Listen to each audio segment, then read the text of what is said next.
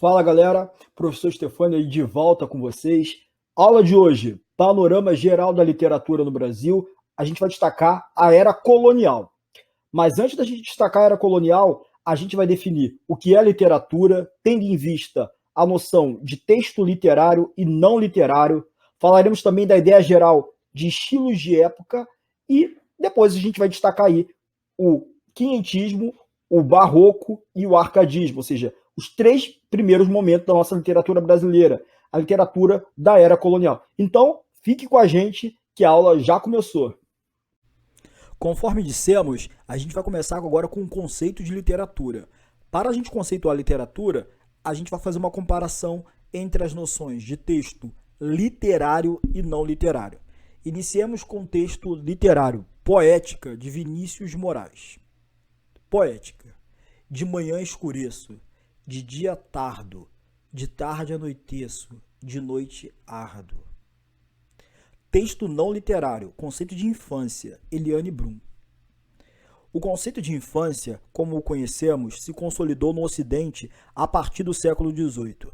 Até o século XVI, pelo menos, assim que fossem desmamadas e conseguissem se virar sem as mães ou as amas, as crianças eram integradas ao mundo dos adultos e, como tal, eram responsáveis pelas consequências de seus atos. A infância como idade de brincadeira e da formação escolar, ao mesmo tempo com o direito à proteção dos pais e depois a do Estado, é algo relativamente novo. Bem, conforme dissemos, o primeiro texto, Poética, é um texto de base literária e o segundo texto, Conceito de Infância, podemos dizer assim, de Eliane Brum, é um texto não literário. Bem, o que a gente vai perceber aí, de um modo geral, né, a ideia do primeiro texto é essa ideia de subversão da noção de tempo, né? Como é que eu posso dizer que manhã escurece, de dia se tarda ou tardo, né, como ele coloca em primeira pessoa ali, tarde anoiteço e de noite ardo. Né? A gente vê claramente uma noção de subversão do significado das palavras manhã, escurecer, dia, tarde, noite, arder.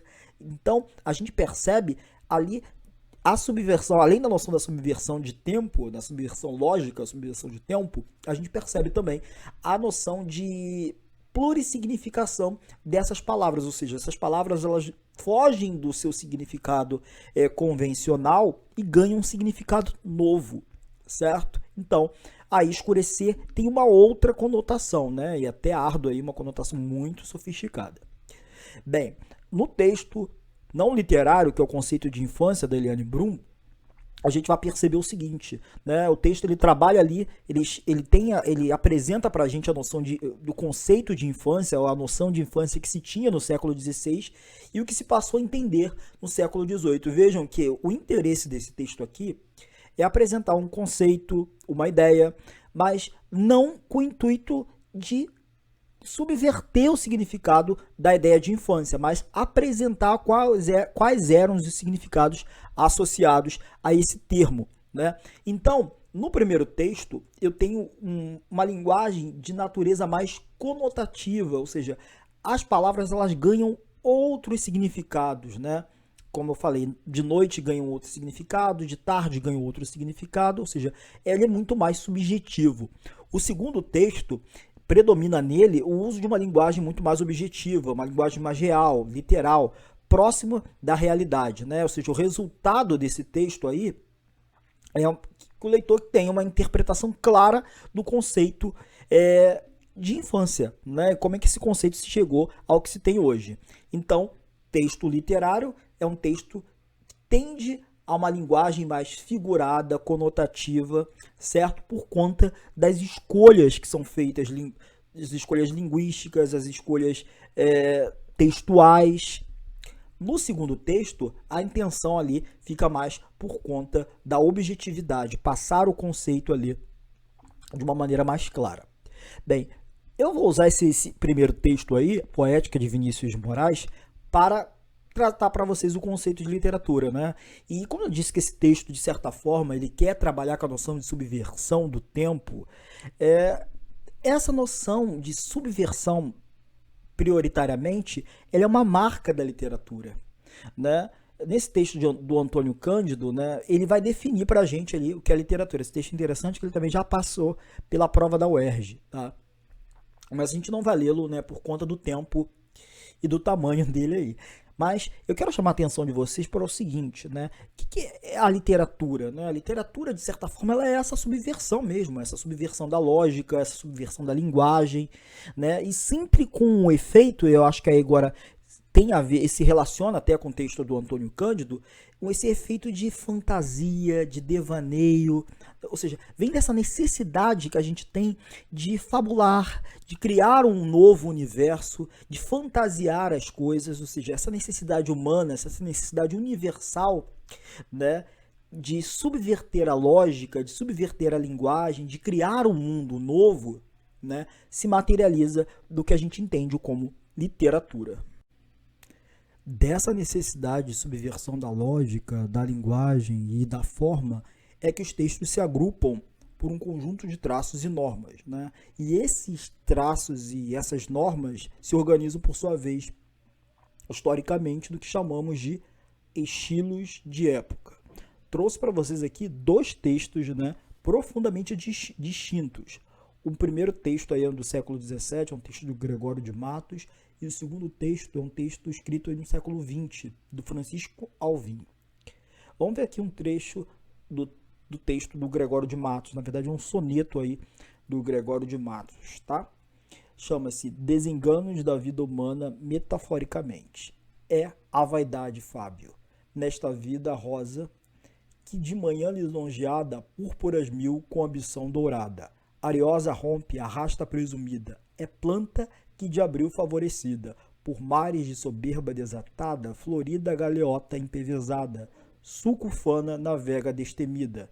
É nau, enfim, que em breve ligeireza, com presunção de fênix generosa, galhardias apresta, alentos preza, mas ser planta, ser rosa, nau vistosa, de que importa, se guarda sem defesa, penha a nau, ferro a planta, tarde a rosa? O texto Francisco Alvim agora. O gênio da língua, corno manso, bobo alegre. Bem, não só pela extensão, né, a gente vê que o primeiro texto é um soneto, um texto maior, mas eu chamo a atenção nesses textos a questão do uso da linguagem, né, que é a marca aí da literatura. O primeiro texto, a gente vê, além de uma linguagem muito mais elaborada, com um vocabulário um pouco mais erudito, a gente vê presença de rimas, né? Vida dourada, lisonjeada, presumida, favorecida, embevezada, desatada, destemida. A gente também vê estruturas de frases mais complexas, né? Frases mais longas, né? Ou frases elaboradas sintaticamente. No segundo, a gente já vê uma diferença aí bem gritante, né? Há uma ausência de rimas, versos infinitamente menores, né? Ou versos até objetivos demais, né? Frases aí nominais, escritas bem curtas mesmo, né? E um vocabulário um pouco mais coloquial.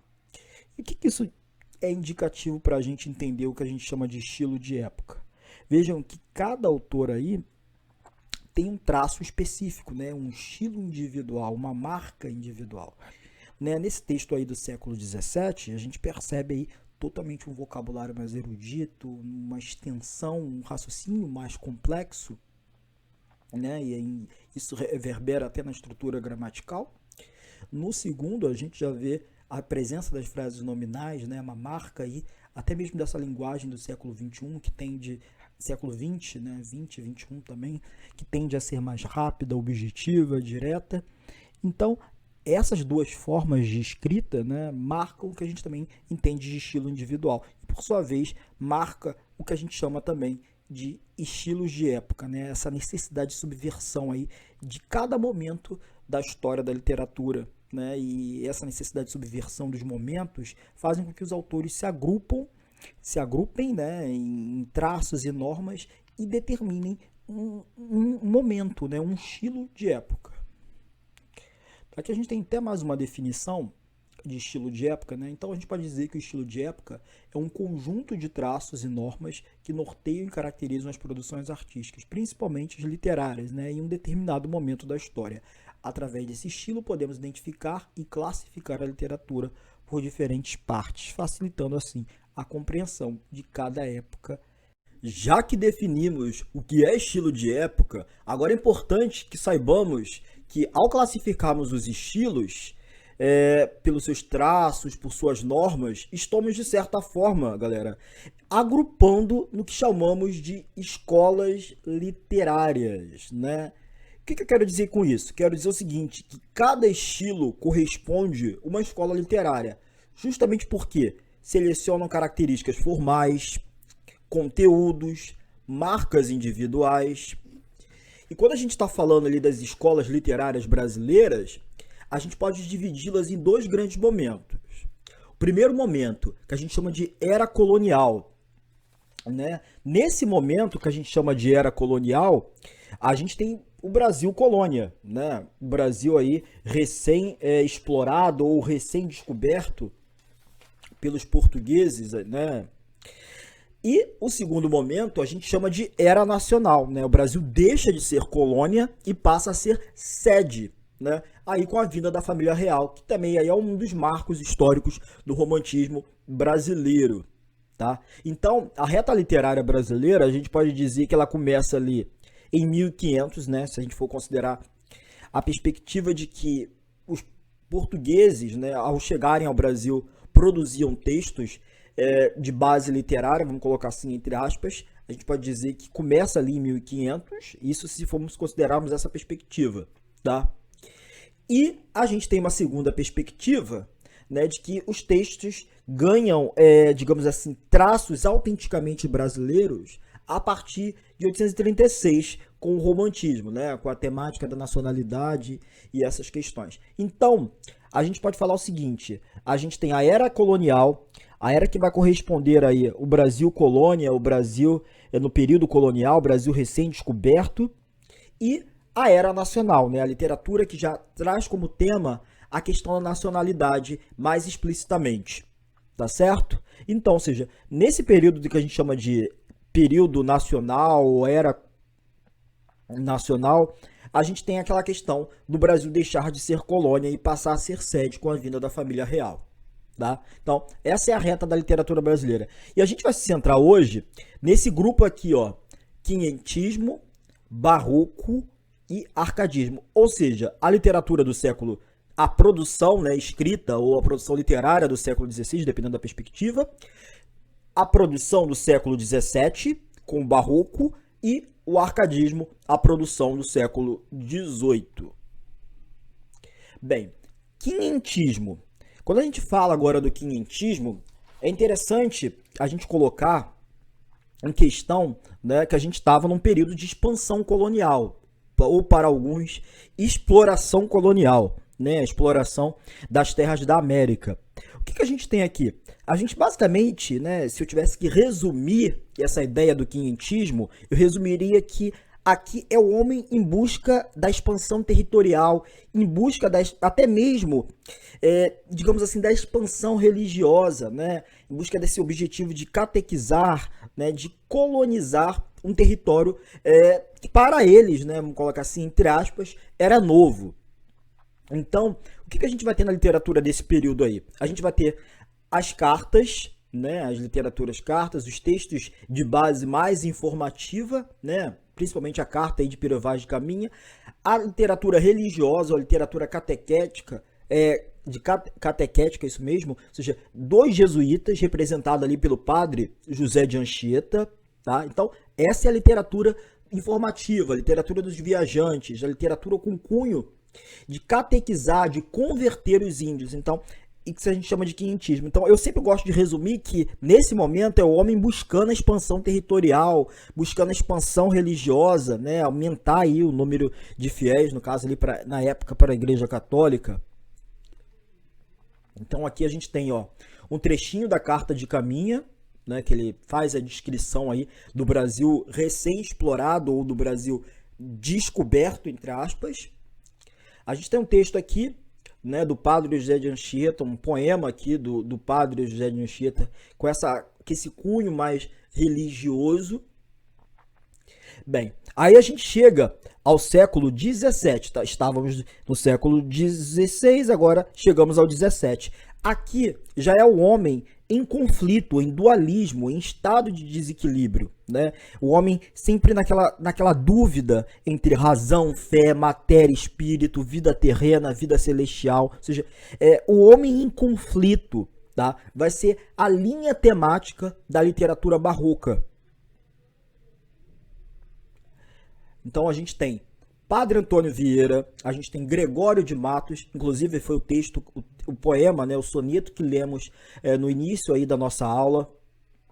E a gente vai chegar agora ao século XVIII, né, nessa literatura aí do período colonial. Nesse século XVIII, a gente já vai ter um homem em equilíbrio, né? Enquanto no barroco a gente tinha um homem em conflito e de certa forma em desequilíbrio, a gente agora tem no arcadismo o homem em equilíbrio, ou seja, o homem já se afastou das dúvidas, dessas dúvidas entre vida terrena, vida celestial, matéria, espírito, razão, fé. O homem agora, ele está em estado de equilíbrio, né? Ele já busca a razão, ele já está no estado de razão, ele tem ali uma certa iluminação, isso tem tudo a ver com o iluminismo, e começa a pensar numa nova conjuntura, até político e social, né? Que lá para frente a gente vai ver aí que foi um período aí das revoltas, né? Início ali, período das revoltas populares, né? Historicamente. Então, nesse período a gente tinha como autores Tomás Antônio Gonzaga, Cláudio Manuel da Costa, Alvarenga Peixoto, certo? José Alvarenga Maciel, Santa Rita Durão. Bem, em resumo, a gente está falando da literatura do período colonial. A literatura que se inicia ali no século XVI, né? Com as grandes navegações, a Companhia de Jesus, ou seja, o período em que os portugueses entram, né? Ou invadem ou chegam ao Brasil, certo? A literatura produzida pelos jesuítas e os textos de base informativa, né? Produzida pelos navegantes, né? Pelos caras que estavam ali nas explorações portuguesas ou nas explorações europeias aqui na América.